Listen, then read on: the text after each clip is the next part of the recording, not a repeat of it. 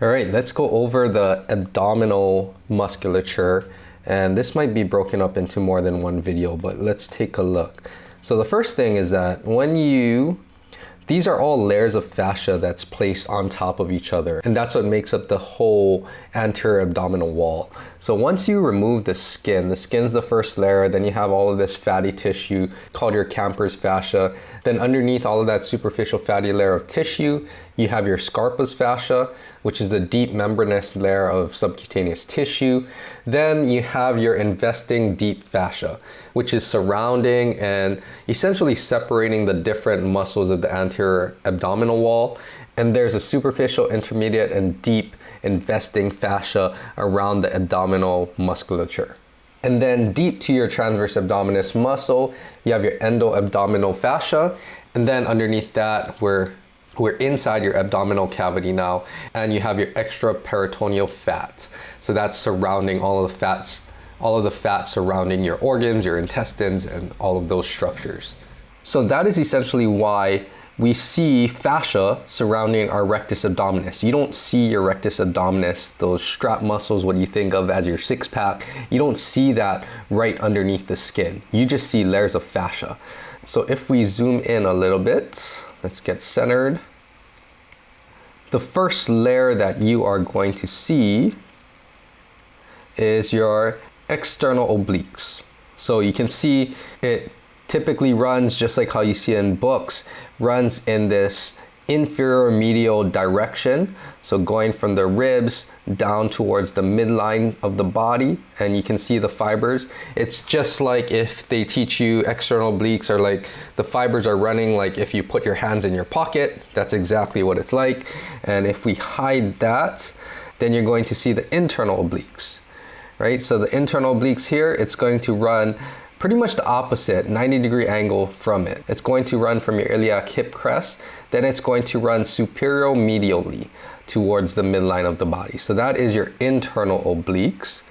So if we take away the internal obliques, let's hide that, then you're going to see the rectus abdominis exposed and also the transverse abdominis exposed. And you can see right here what happened here. This is your arcuate line. You can't really see it clearly in this model, but your arcuate line runs something like this, and it's just basically where these infesting layers of fascia take a different path, and more of the fascia goes in front of the rectus abdominis, whereas in this upper portion, the investing fascia layers, specifically the fascia around the internal oblique, that is splitting, and part of the fascia is going behind the rectus abdominis, and part of that investing fascia is going in front of the rectus abdominis. That's why when we remove the internal oblique, you see that the rectus abdominis is exposed above the arcuate line. Now below the arcuate line, that's where all of these fascial layers, so the fascial layers not only of the external internal obliques, but also the fascial layer of transverse abdominis, that comes in front of the rectus abdominis. So I'm not going to see the rectus abdominis below this arcuate line because it's covered by fascia. So let's take a look. You can see transverse abdominis here, it really spans, and the fibers run more horizontally to wrap around. It's kind of like a weight belt, our internal weight belt, the deepest layer of musculature. So that is your transverse abdominis. So if I select that here and hide it, now you see, because we removed all of the fascial layers, you see the rest of the rectus abdominis. So those are the different muscles of the core region. And because this model is only musculoskeletal, we don't see any of the internal organs, but it kind of gives you some perspective as to what sits inside of there. Let me see if I can get a good angle, and let's zoom in a little bit. Right, so there you see this is still transverse abdominis just from the inside, so looking inside to the opposite side of the body. Right here is your psoas major, psoas minor, and then you see your quadratus lumborum, or your QL for short.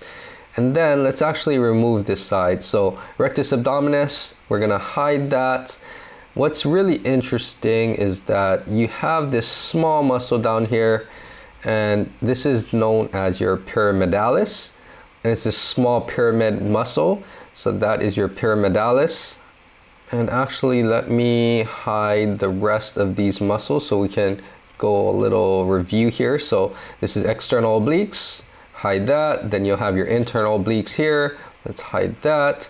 You see again, arcuate line is right here. That's where all of the fascial layers are going in front of the rectus abdominis. This is transverse abdominis, hide that. Rectus abdominis here, that straight muscle. So we are going to hide that. And now we took away all of the muscles of the anterior cavity. So the key thing here functionally, we only have our spine connecting all of this mass and bony structures and muscles to the hip complex in the lower body, right? So you can see this is very functionally important to make sure that we keep our spine safe, but also to transfer and transmit forces from our lower body into our upper body. And without the core, as with anybody that has had either abdominal surgery or an abdominal injury or core injury, you are very debilitated because your core does a lot to stabilize the spine and allow us to move functionally, whether that's even walking or being upright, even some of these low-level tasks that you don't necessarily think of as engaging or utilizing our core a lot to create movement. And also, since we're here, I will make a brief mention of it now. Your psoas major and psoas minor, it is sitting on the deep surface, the posterior aspect of your abdominal cavity. So it is going extremely deep, and I know I can't really move this or orient this differently, but it is going, crossing the hip joint, right? It is attaching to your femur, and then it makes its way through the backside to sit on the posterior aspect of the abdominal wall to attach to your lumbar spine transverse processes, and you can just see how deep that is actually sitting. Now, if I remove some of the back muscles, we'll kind of see it from the posterior view. So let's hide your lats. Let's get rid of serratus posterior so that we can have a clearer view. I got to get rid of your erector spinae muscles that I went over in the back video. So let's hide some of these. Let's get rid of your multifidus, very beefed up in the lower back. I just want to get to the spine. Those are your rotatoris muscles. Let's hide those. You have your interspinalis. That's not really blocking any of the view, but I'll hide those as well. And then let's get rid of your QL, quadratus lumborum muscles. These are your intertransversari muscles, so we can take that away too, just so we can see. But for the most part, now you see this is psoas, right? And you can see that it is, let's rotate this around, it is lying on that posterior aspect because it does have to attach to your transverse processes. So the key thing that I will mention here is that your psoas is so deep, and I'll probably make another video showing where your organs, your intestines, and all of that is lying on top of that. In a real human body, I really don't think that you can actually physically apply pressure and manipulate your psoas and like your psoas release and things like that.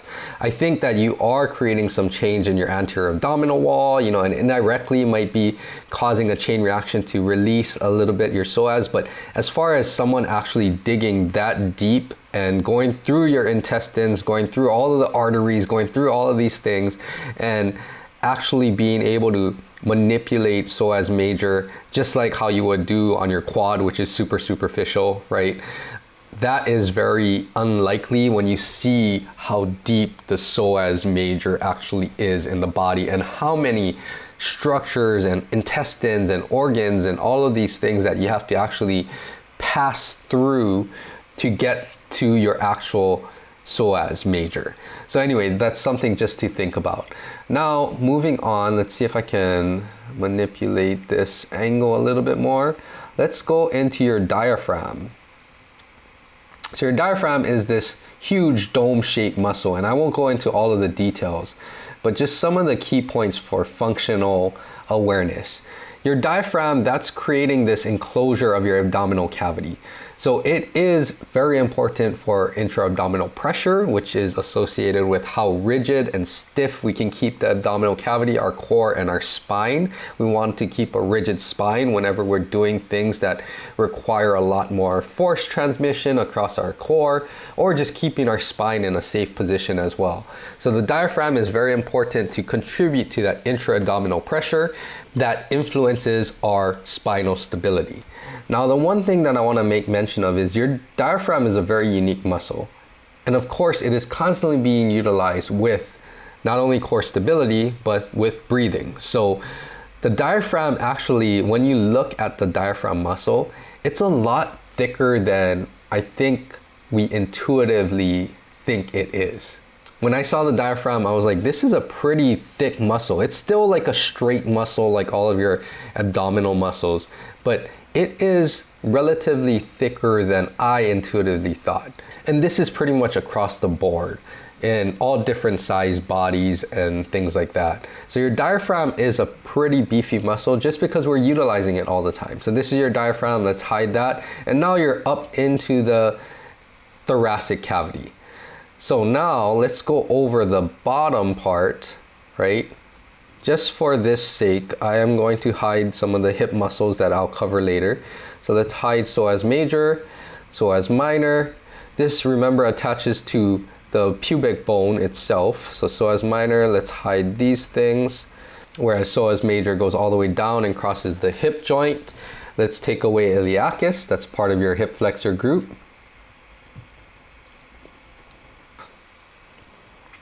And then as we're looking down into the pelvic outlet area, you can see these collective muscles are known as the pelvic floor muscles.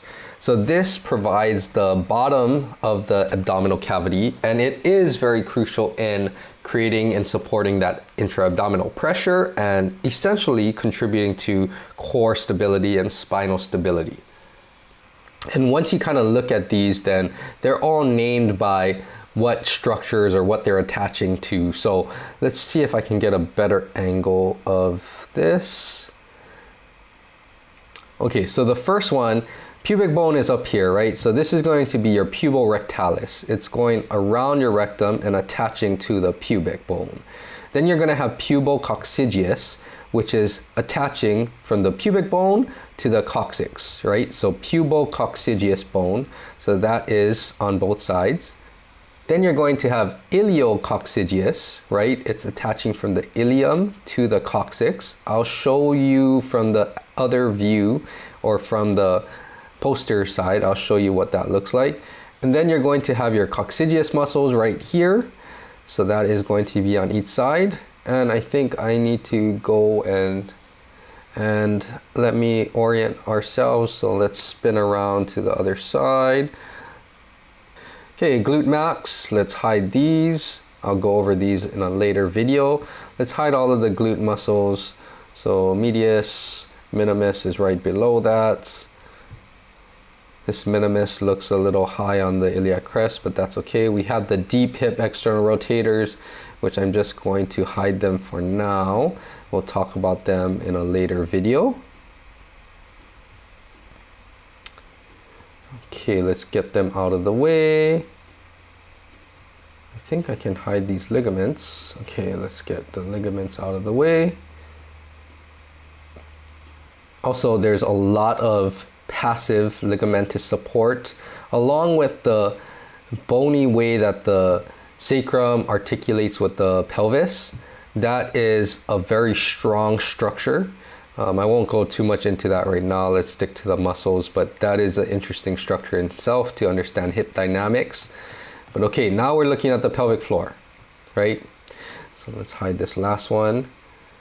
And you can see those muscles from the underside now. So coccygeus, right? I'm gonna start to hide them. So let's hide the coccygeus muscle, and you're gonna see that, okay, we can see into the pelvic cavity now. And then, like I mentioned, hold on, let me get centered again. Let's hide this ligament so you can see the coccyx, right? So these muscles are attaching some aspect of the pelvis to the coccyx, and that's why it's called these muscles. So you have iliococcygeus, right? Let's hide these.